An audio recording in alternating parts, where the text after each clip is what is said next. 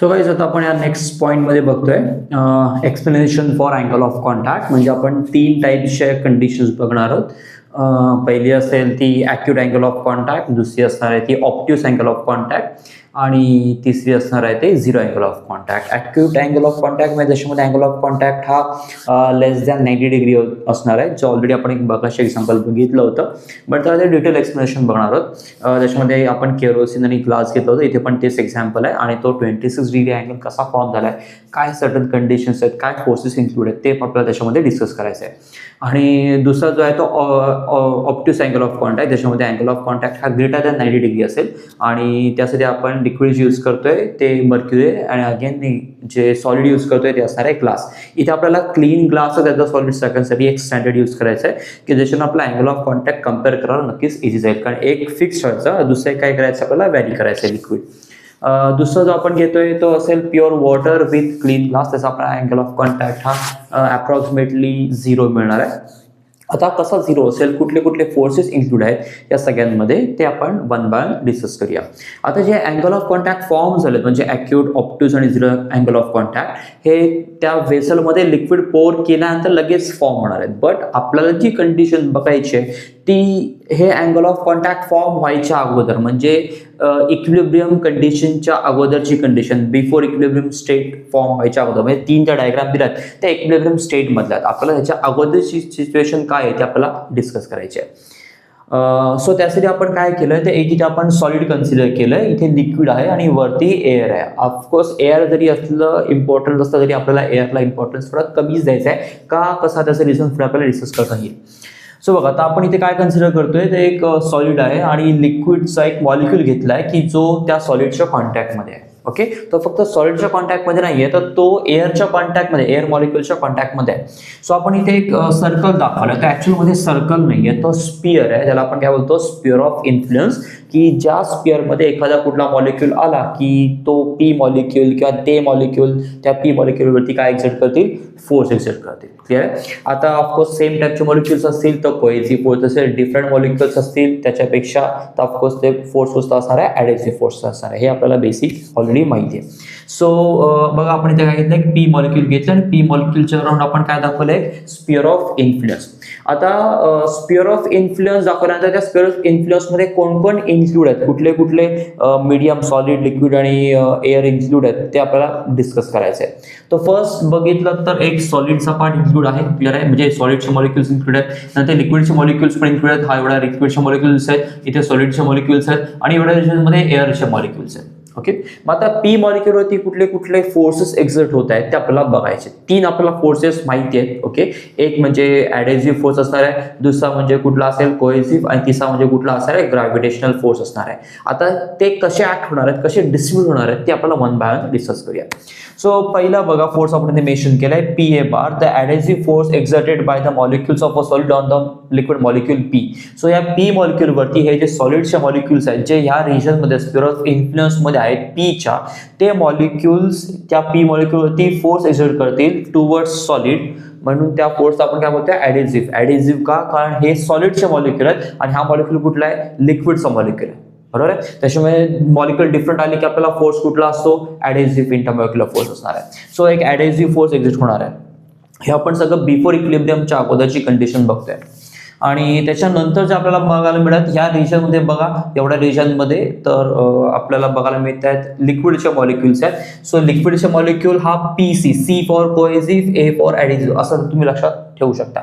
So ह्याच्यावरती force होतोय कुठला, कोहेसिव्ह फोर्स, कारण हे सगळे लिक्विडचेच मॉलिक्यूल आहेत, सेम त्याच मॉलिक्यूलवरती फोर्स एक्झर्ट करत आहेत, मग त्याला आपण नाव काय दिलेलं आहे, तर cohesive force.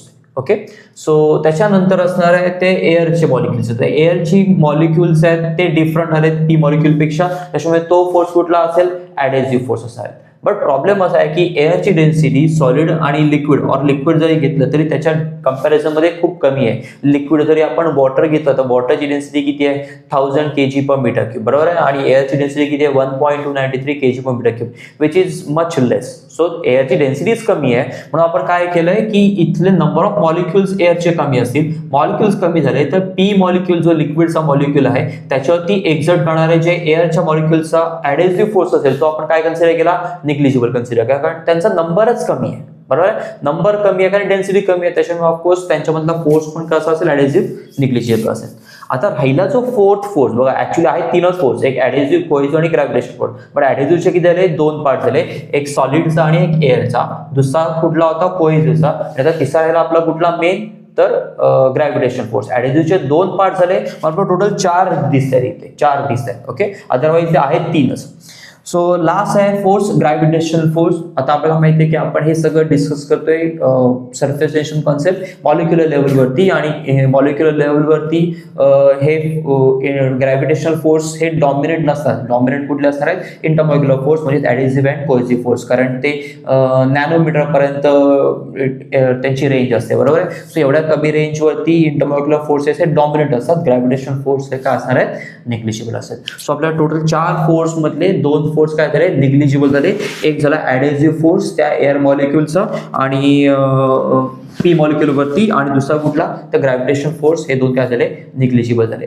So angle of contact acute आहे, ऑब्ट्यूस आहे का 0 आहे, हे आता टोटली कशा डिपेंड आहे, फक्त 2 फोर्सेसवरती. एक आहे पी ए फॉर ॲडेसिव्ह, आणि पी सी म्हणजे कुठला असेल, कोहेसिव्ह. ॲडेसिव्ह फोर्स कुठला, तर सॉलिडचे मॉलिक्युल, इथले जे मॉलिक्युल्स आहेत पी मॉलिक्युलवरती जो फोर्स एक्झर्ट करतील तो असेल ॲडेसिव्ह फोर्स, आणि इथे जे लिक्विडचे मॉलिक्युल्स असतील ते पी मॉलिक्युलवरती फोर्स एक्झर्ट करतील, तो असणार आहे कोहेसिव्ह फोर्स. ओके, सो या 3 सिच्युएशन्स, या 2 सिच्युएशनसाठी किंवा या 2 फोर्सेससाठी आपल्याला 3 सिच्युएशन काय ते आपल्याला पुढे आता बघायचं आहे. आता पहिला आहे तो ॲक्यूट अँगल ऑफ कॉन्टॅक्ट, और त्याला आपण काय बोलतोय, कॉन्केव्ह मेनिस्कस. कॉन्केव्ह म्हणजे काय, तर बाहेरून तुम्ही बघितलं तर आपल्याला कसं शेप बघायला मिळतोय, कॉन्केव्ह शेप बघायला मिळतोय, म्हणून त्याला आपण काय बोलतोय, कॉन्केव्ह मेनिस्कस. ओके, आता तो कॉन्केव्ह मेनिस्कस फॉर्म कसं झालाय, ॲक्यूट अँगल ऑफ कॉन्टॅक्ट का झालाय ते आपण बघूया. ऑलरेडी आपण हे डिस्कस केलं होतं की आपण जो सॉलिड घेतोय तो कुठला घेतोय, ऑल द टाइम ग्लास असेल, कारण एक आपण कॉन्स्टंट ठेवायचा आहे आणि दुसरा आपण काय करायचं आहे, व्हॅरी करायचं आहे. सो आपण सॉलिड सगळीकडे ग्लास, क्लीन ग्लास ऑफकोर्स घेतलेला आहे, आणि पहिल्या केसमध्ये ॲक्यूट अँगल ऑफ कॉन्टॅक्टसाठी आपण जे लिक्विड घेतले ते कुठलं आहे, केरोसिन ऑफकोर्स. सो ह्या केसमध्ये काय केलंय बघा. सो आता आपण पी मॉलिक्यूल घेतला तो ऑफकोर्स केरोसिनचा मॉलिक्यूल आहे. ओके, मग त्या पी मॉलिक्यूलचा आपण एक स्पिअर ऑफ इन्फ्लुएन्स रिप्रेझेंट केलाय. तो त्याची रेडियस ही कोणाची इक्वल असेल, तर रेंज ऑफ मॉलिक्युलर फोर्सच्या इक्वल असेल, ते तर आपल्याला ऑलरेडी माहिती आहे. सो पी मॉलिक्युलवरती म्हणजे जो केरोसिनचा मॉलिक्युल आहे त्याच्यावरती इथले जे मॉलिक्युल्स आहेत जे स्पिअर ऑफ इन्फ्लुएन्स मध्ये आहेत पीच्या, ते एक ॲडेसिव्ह फोर्स एक्झर्ट करतील. ॲट द सेम टाइम इथले जे लिक्विडचे मॉलिक्युल्स आहेत ह्या रिजन मधल्या, बघा हा रिजन दिसतोय, त्याच्यातले मॉलिक्युल कोहेसिव्ह फोर्स एक्झर्ट करतील. ॲडेसिव्ह फोर्स आहे म्हणून पी ए दाखवलाय, जसे ते दाखवले तसा कोहेसिव्ह फोर्स म्हणून इथे आपण पीसी दाखवलेला आहे. क्लिअर आहे. पहिला हा ड्रॉ करून घ्यायचा, मग पीसी ड्रॉ करून घ्यायचा, पी मॉलिक्युलचा स्पिअर ऑफ इन्फ्लुएन्स ड्रॉ केल्यानंतर आता पी ए हा ऑलवेज ग्रेटर असेल पीसी पेक्षा. जरी हे लिक्विड असलं तरी सॉलिडची डेन्सिटी, सॉलिड काय आहे, ग्लास आहे, त्याची डेन्सिटी काय आहे, लिक्विड पेक्षा जास्ती आहे. त्याच्यामुळे डेन्सिटी जास्ती, त्यामुळे ह्या रेंजमध्ये नंबर ऑफ मॉलिक्युल जास्ती, जेवढे मॉलिक्युल जास्ती तेवढा फोर्स काय असणार आहे, ऑफकोर्स जास्ती असेल. म्हणून पी ए बघा मॅग्निट्यूड मध्ये जर जास्तीच दाखवलं पीसी पेक्षा, सो पी ए ची व्हॅल्यू जास्ती दाखवायची आहे. एकदम जास्ती दाखवू नका. ओके, ती थोडीशी जरा जास्ती दाखवायची आहे पीसी पेक्षा. मग आता पीए मिळाला, पीसी मिळाला, 2 वेक्टर्स आपल्याला मिळालेत. या 2 वेक्टर्स आपण काय ड्रॉ करायचं आहे, रिझल्टंट वेक्टर ड्रॉ करायचा आहे. सो रिझल्टंट वेक्टर म्हणजे आपल्याला काय असेल, पी आर बार आपल्याला काय मिळेल, रिझल्टंट वेक्टर मिळेल. तो कसा आपण ड्रॉ केला, तर पॅरलग्राम लॉ ऑफ वेक्टर्स जी कॉन्सेप्ट आहे ती आपण यूज केली, आणि त्याच्यानं आपण रिझल्टंट वेक्टर आपण इलेव्हन मध्ये बघितलं होतं, त्याच्यानं आपण हा रिझल्टंट वेक्टर ड्रॉ केला. सिम्पली काय केलं, पीसी वेक्टर आहे त्याला इथे आपण पॅरल लाईन ड्रॉ केली डॉटेड, नंतर पीए वेक्टर आहे त्याला इथे आपण पॅरल लाईन ड्रॉ केली. दोन्ही जिथे जॉईंट होत आहे तिथे आपला रिझल्टंट वेक्टरचा एंडिंग पॉईंट मिळेल. हा स्टार्टिंग पॉईंटचा रिझल्टंट वेक्टरचा हा ending point. So P R vector काय असेल, रिझल्टंट वेक्टर असेल. पुढचा पॉईंट इम्पॉर्टंट आहे. आता पी आर जो वेक्टर मिळाला ना, त्या पी आर वेक्टरला आपल्याला काय ड्रॉ करायचे, एक परपॅन्डिक्युलर, पी आर वेक्टरला एक परपॅन्डिक्युलर इनसाइड लिक्विड ड्रॉ करायचे. ती परपॅन्डिक्युलर वेक्टर म्हणजेच काय असेल, tangent drawn to the free surface of liquid. तो टँजेन्शियल फोर्स, त्याला आपण surface tension force due to surface tension बोलतो ना, तोच आहे. It is a force due to the surface tension. मग आता आपल्याला अँगल ऑफ कॉन्टॅक्ट पाहिजे, त्याचे आपल्याला डेफिनेशन ऑलरेडी आपण बघितली होती. When liquid is in contact with the solid, बघा लिक्विड आहे कोणाच्या कॉन्टॅक्टमध्ये, सॉलिडच्या कॉन्टॅक्टमध्ये. Okay, when liquid is in contact with the solid, the angle between tangent drawn to the free surface of liquid and the surface of solid measure at the point of contact. Okay, measure inside liquid at a point of contact is called as angle of contact. So of course ह्या पॉइंटला आपण बघतोय, हा point of contact असेल, हा एक tangential force इथे एक आपल्याला सरफेस मिळतोय लिक्विड सॉलिडचा आणि त्यांच्यामध्ये अँगल आपल्याला काय मिळतोय थिटा. त्या केसमध्ये ऑफकोर्स लेस दॅन 90 डिग्री आहे, मग त्याला आपण काय बोलतोय ॲक्युट अँगल ऑफ कॉन्टॅक्ट. आणि बाहेर याचा सरफेस आहे तो आपल्याला कसा मिळतोय कॉन्केव्ह मेनिस्कस आहे. एअर आहे, एअरचा पार्ट निग्लिजिबल असेल. ऑलरेडी आपण तो फोर्स मागे सांगितला की तो फोर्स निग्लिजिबल असेल. आता दुसऱ्या पॉईंटमध्ये काय आहे तर नेक्स्ट आहे obtuse angle of contact. Obtuse angle of कॉन्टॅक्टमध्ये काय आहे तर आपण जे सॉलिड आहे ते अगेन ग्लासेस यूज केलंय आणि लिक्विड काय आपण यूज केलंय मर्क्युरी यूज केलंय. या केसमध्ये काय करायचं आहे तर आपल्याला आता मर्क्युरी माहिती आहे, मर्क्युरीची डेन्सिटी किती आहे तर 13,600 kg/m³. ओके, म्हणजे ऑलमोस्ट वॉटरपेक्षा 13.6 टाइम्स जास्ती आहे. बरोबर आहे, 13.6 पटीने जास्ती आहे. सो त्याची डेन्सिटी जास्ती आहे ॲज कम्पेअर्ड टू ग्लास. वॉटरपेक्षा तर जास्तीच आहे, ग्लासपेक्षा पण भरपूर जास्ती आहे. त्यामुळे आपण AP वेक्टर जो दाखवला आहे किंवा ॲडेसिव्ह फोर्स दाखवलेला आहे त्या सॉलिडचा किंवा या इकडल्या सॉलिड मॉलिक्युलचा ऑन P हा PC पेक्षा खूप कमी दाखवलेला आहे. कारण कोहेसिव्ह फोर्स तेच लिक्विड जरी मर्क्युरी मेटल आहे आणि ते रूम टेम्परेचर लिक्विड फॉर्ममध्ये जरी असलं तरी त्याची डेन्सिटी काय आहे भरपूर जास्ती आहे. ती डेन्सिटी भरपूर जास्ती आहे, त्याच्यामुळे आपण PC वेक्टर आहे तो खूप लार्ज दाखवला आहे आणि PA वेक्टर काय दाखवला आपण छोटा दाखवलेला आहे.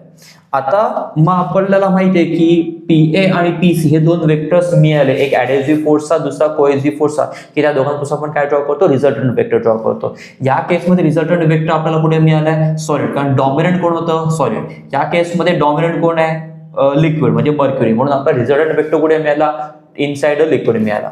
मग आता तो रिझल्टंट वेक्टर इनसाइड लिक्विड मिळाला, त्याच्यामुळे आपण काय केलं की त्या रिझल्टंट वेक्टर जसं ती रिझल्टंट वेक्टरला आपण टँजंट ड्रॉ केली होती, परपेंडिक्युलर ड्रॉ केली होती, तशीच आपण इथे एक परपेंडिक्युलर ड्रॉ केली आणि जी इथे आपण परपेंडिक्युलर ड्रॉ केली आहे त्याच्यामधला अँगल जो घेतलाय तो आपण अँगल काय घेतलाय तर अँगल ऑफ कॉन्टॅक्ट, आणि तो ह्या केसमध्ये हा ग्रेटर दॅन 90 आहे, पण त्याला आपण काय बोलतोय ऑप्ट्यूस अँगल ऑफ कॉन्टॅक्ट. और तो वरून शेप जर बघितला आपल्याला कसा मिळतोय कॉन्व्हेक्स मेनिस्कस मिळतोय.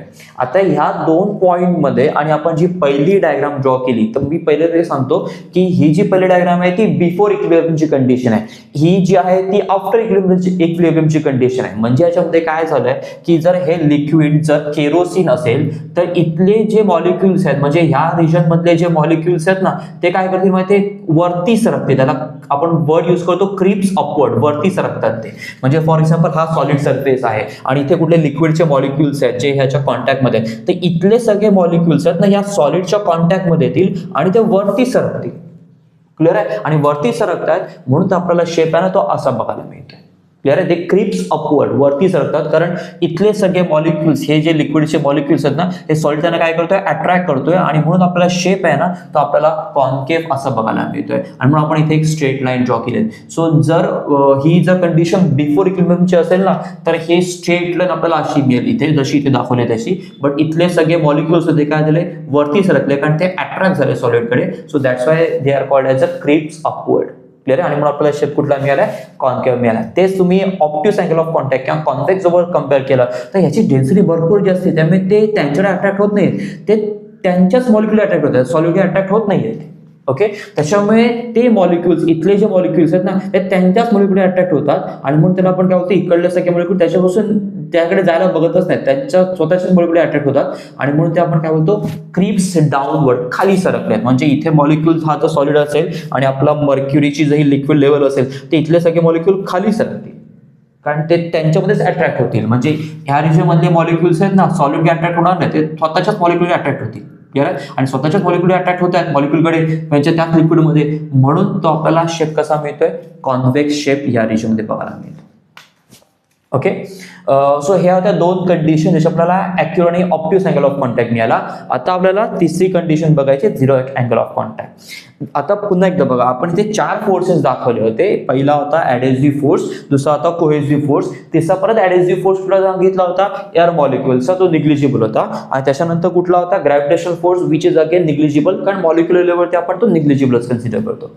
आता लास्ट या केसमध्ये या दोन्ही केसमध्ये ते दोन्ही फोर्सेस शेवटचे 2 फोर्सेस काय होते 0 होते, बट या केसमध्ये आपल्याला 3 फोर्सेस 0 असणार म्हणजे निग्लेक्ट कन्सिडर करायचे. कुठले कुठले ते बघा. तर पहिला तर आपल्याला हा P मॉलिक्यूल घेतला लिक्विडचा, बरोबर आहे. त्यामुळे इथे आपण जी लिक्विडची लेवल दाखवायची ती मी अजून दाखवली नाहीये, ती कशी मिळणार ते आपण बघूया शॉर्टमध्ये. सो ग्लास आपण इथे रिप्रेझेंट केलेला आहे. ग्लास ऑफकोर्स पहिल्या केसमध्ये आपण ग्लास घेतो होतो, या केसमध्ये आपण ग्लास घेतोय. इथे आपण कन्सिडर करतोय सॉलिड आणि इथे आपण कन्सिडर करतोय अगेन प्युअर वॉटर. त्याच्यानंतर आपण लिक्विड ऑफकोर्स घेतलेलं आहे प्युअर वॉटर. इथे पी मॉलिक्यूल घेतले, मी असं लिक्विडची लेवल दाखवली नाही, ती आपण जस्ट शॉर्टमध्ये दाखवूया नंतर. मग आता इथे पी मॉलिक्यूल घेतलाय, पी मॉलिक्यूलचा आपण स्पिअर ऑफ इन्फ्लुएन्स दाखवलाय. आता स्पिअर ऑफ इन्फ्लुएन्स दाखवल्यानंतर आपण इथे काय म्हणतोय की एअर तर ऑफकोर्स एअरचा ऍडेसिव्ह फोर्स पी मॉलिक्यूल होते काय झाला, निग्लिजिबल झाला. ग्रॅव्हिटेशनल फोर्स पण निग्लिजिबल झाला. आता त्या पी मॉलिक्यूलवरती त्याच्याच लिक्विडच्या मॉलिक्यूलचा फोर्स पण काय असणार आहे, ऑलमोस्ट निग्लिजिबल असेल. त्याच्यामुळे आपल्याला जो कोहेसिव्ह फोर्स एक्झर्ट होईल ना त्याच सेम मॉलिक्यूलचा, तो काय असणार आहे, 0 असेल. डॉमिनंट फोर्स कुठला असेल त्याच्यामध्ये, फक्त ऍडेसिव्ह फोर्स असेल, जी ह्या रिजन मध्ये मॉलिक्युल्स आहेत. कारण प्युअर वॉटरची डेन्सिटी ही ग्लासच्या डेन्सिटीपेक्षा आपण खूप कमी कन्सिडर केली आहे. त्याच्यामुळे जास्ती इथे मेजॉरिटी किंवा जास्ती मॉलिक्युल्स कुठले असणार आहेत, तर सॉलिडचे म्हणजे ग्लासचे. त्याच्यामुळे ते लार्ज फोर्स एक्झर्ट करतील. त्यामुळे पी आपल्याला एकच वेक्टर मिळेल, बरोबर आहे. पीसी वेक्टर एक्झिस्टच करणार नाही, जसं ह्या केसमध्ये एक्झिस्ट करत होता. क्लिअर आहे. सो त्याच्यामुळे होणार काय आहे की जर पीसी एक्झिस्टच करत नाहीये, ओके, तर मग आपल्याला रिझल्टंट वेक्टर जो आहे तो दोघांचा ड्रॉ करायची गरज नाहीये, कारण तो पीसी एक्झिस्टच करत नाहीये. मग रिझल्टंट वेक्टर जो पीए वेक्टर आहे तोच आपल्याला काय मिळतोय, रिझल्टंट वेक्टर मिळतोय. आणि रिझल्टंट वेक्टरला आपल्याला माहिती आहे की आपण काय करतो, तर एक परपेंडिक्युलर ड्रॉ करतो. मग आता हा जर रिझल्टंट वेक्टर आहे त्याला आपण काय ड्रॉ करायचं आहे, परपेंडिक्युलर ड्रॉ केला. जो पीए वेक्टर आहे त्याला आपण कुठला घेतला, पीआर वेक्टर घेतला, कारण आपल्याला दुसरा आता पीसी वेक्टर नाहीये. सो एकच वेक्टर काय असेल, रिझल्टंट वेक्टर असेल. सो पीआर वेक्टरला आपण काय ड्रॉ करायचा, परपेंडिक्युलर ड्रॉ केला. हा जो परपेंडिक्युलर ड्रॉ केला, आता आपल्याला माहिती आहे की त्यालाच आपण काय बोलतोय, तर tangent drawn to the free surface of liquid. आणि त्या दोघांमधला अँगल म्हणजे टँजंट आणि फ्री हा जो सरफेस ऑफ सॉलिड यांच्यामध्ये अँगल आपण काय करतो, अँगल ऑफ कॉन्टॅक्ट. आता सरफेस असं आहे, टँजंट पण त्या डायरेक्शनला आहे, दोन्ही सेम डायरेक्शनला पॅरलल आहेत, तर ऑफकोर्स त्यांच्यामध्ये अँगल काय असतो, ऑलवेज 0. आणि म्हणून प्युअर वॉटरच्या केसमध्ये आपल्याला अँगल ऑफ कॉन्टॅक्ट काय मिळणार आहे, 0 मिळेल. त्या केसमध्ये आपण लिक्विड सरफेस पण दाखवायचं, तर कसं दाखवायचं बघा. लिक्विड सरफेस दाखवताना बघा इथे कसं दाखवलं होतं, आपण टँजंटला आपण ड्रॉ केला होता, राईट, कर्व सरफेस. इथे सुद्धा आपण टँजंटला लाईन ड्रॉ केली होती, राईट. सो इथे पण आपल्याला टँजंटला ड्रॉ करताना असं सरफेस आहे तो दाखवायचा आहे. म्हणजे इथे अँगल ऑफ कॉन्टॅक्ट ऑलमोस्ट आपल्याला काय मिळणार आहे, 0 मिळणार आहे. ओके. जेव्हा आपण केरोसिन बघितलं तर केरोसिनची ही लेवल असेल तर लिक्विड थोडंसं इकडे सरकेल, बट वॉटर असेल तर लिक्विड मॉलिक्यूल खूप वरती सरकतील. एवढे वरती सरकतील की त्याचा फ्री सरफेस ऑफ लिक्विड आणि जो सरफेस आहे जे त्या पॉइंट ऑफ कॉन्टॅक्ट आहे तिथे अँगल आपल्याला ऑलमोस्ट काय मिळेल, 0 मिळेल. सो हे होते 3 डिफरंट कंडिशन्स होत्या. ह्या डायग्राम 2 मार्क्सला ड्रॉ करायला येऊ शकतात. कंडिशन एवढेच आहे की ऍक्युरेट अँगल ऑफ कॉन्टॅक्ट मध्ये ऍडेसिव्ह फोर्स डॉमिनंट असेल, कोहेसिव्ह फोर्स हा तेवढा नॉन डॉमिनंट असेल, तेवढा तो डॉमिनंट होणार नाहीये. इकडे आपण बघितलं तर कोहेसिव्ह फोर्स डॉमिनंट असेल कम्पेअर्ड टू व्हॉट, ऍडेसिव्ह फोर्स खूप जास्ती डॉमिनंट दाखवलाय. इकडे बघा पीए वेक्टर थोडासा जास्त दाखवलाय पीसी पेक्षा, पण इकडे पीसी वेक्टर आपण खूप लार्ज दाखवलाय पीए पेक्षा, कारण डेन्सिटी भरपूर जास्त आहे. 13,600 kg पर मीटर क्यूब भरपूर डेन्सिटी झाली. क्लिअर आहे. आणि वॉटर केसमध्ये आपण डेन्सिटी अगेन खूप कमी कन्सिडर करतो, निग्लिजिबलच कन्सिडर करतो. त्याच्यामुळे आपण तिथे त्यात तो फोर्सच एक्झिस्टन्समध्ये दाखवला नाहीये. मग एकच फोर्स आला, त्याचा रिझल्टंट घेतला, त्याला परपेंडिक्युलर ड्रॉ केला, सरफेस टेन्शनचा कंपोनंट, सरफेस टेन्शनचा फोर्स आणि त्याच्यामध्ये त्या दोघांमधला अँगल आपल्याला काय मिळाला, 0 मिळाला. सो हे होते आपले 3 condition, accurate angle of contact, optics angle of contact आणि 0 अँगल ऑफ कॉन्टॅक्टच्या. पॉईंट IM गेट 2 मार्क्सचा डायग्राम ड्रॉ करायला येऊ शकतात एक्झाममध्ये.